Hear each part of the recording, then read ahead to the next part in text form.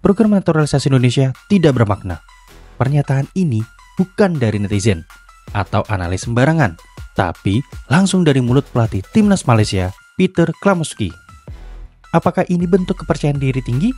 Atau justru sindiran karena Malaysia mulai tertinggal jauh dari Indonesia? Atau Malaysia yang iri karena stok pemain keturunan mereka cuma seujung kuku?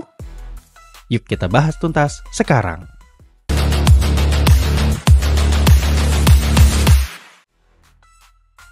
Rivalitas antara Indonesia dan Malaysia di dunia sepak bola bukanlah hal yang baru. Tapi belakangan ini tensinya makin panas. Bukan karena hasil pertandingan, tapi karena kebijakan naturalisasi pemain. Indonesia mulai aktif dalam program naturalisasi, mendatangkan pemain keturunan yang berkualitas Eropa. Sementara Malaysia lebih memilih pendekatan lokal meskipun sempat mencoba jalan serupa. Dalam sebuah sesi wawancara, pelatih baru Malaysia, Peter Klamoski, secara langsung menyatakan, "Saya rasa program naturalisasi seperti yang dilakukan Indonesia tidak bermakna. Kami punya fokus berbeda. Kami percaya pada pemain lokal." Pernyataan ini langsung menyita perhatian, terutama karena disampaikan langsung oleh pelatih tim jiran Malaysia, yang selama ini menjadi rival abadi Indonesia di dunia sepak bola. Meskipun sudah banyak yang bilang kalau level timnas Indonesia sudah level Asia, bahkan dunia.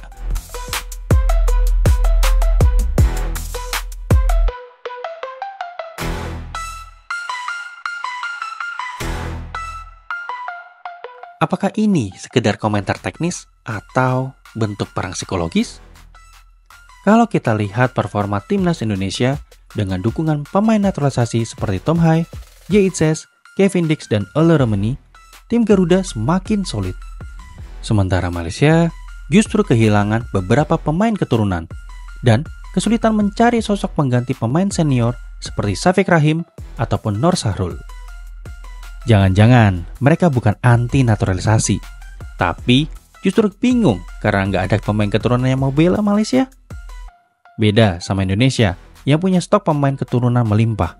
Dari Eropa sampai Amerika Latin, bahkan yang belum diajak aja udah bikin heboh netizen. Bisa jadi komentar tidak bermakna itu sebenarnya lebih ke baper nasional. Dan apakah komentar ini murni pendapat pribadi atau sindiran halus karena Malaysia kesulitan dapat pemain keturunan berkualitas?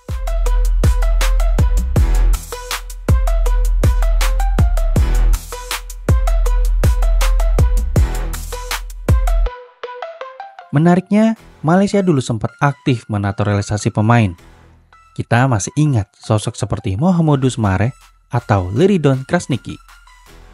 Namun, hasilnya tak terlalu meyakinkan.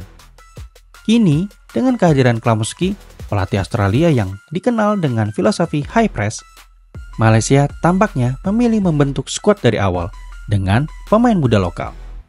Strategi ini terbilang berani, tapi apakah cukup realistis?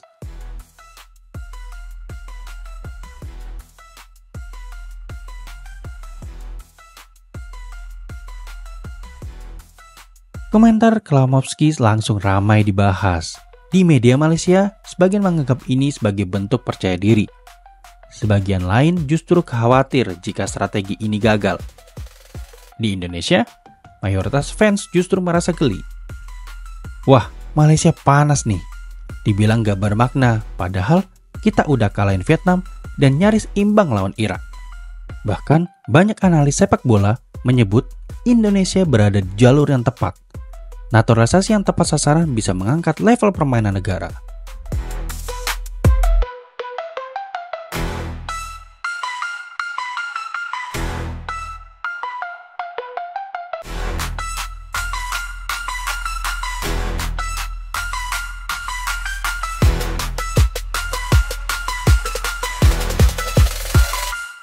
Ya, memang naturalisasi bukan jaminan kemenangan, tapi jelas terlihat bahwa Indonesia memanfaatkannya dengan efektif, dan hasilnya membuat kita bergairah kembali menyaksikan tim kebanggaan kita, Timnas Indonesia.